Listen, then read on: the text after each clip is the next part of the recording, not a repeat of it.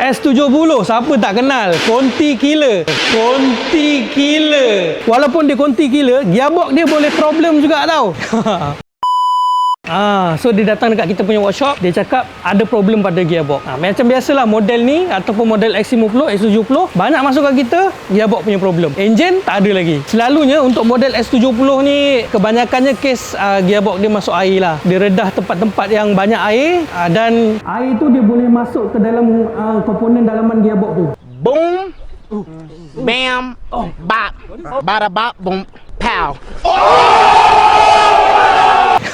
Itu akan menyebabkan kerosakan pada sistem dalaman gearbox korang tu lah. Jadi itulah yang selalu terjadi pada model-model Proton yang terbaru ni. Dia punya gearbox dia senang nak masuk air.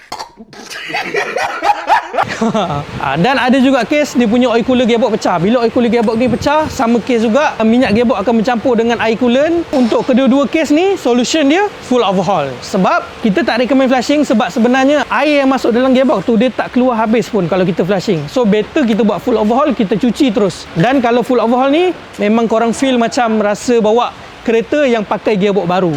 Itu yang bestnya dan kos dia tak semahal tukar baru.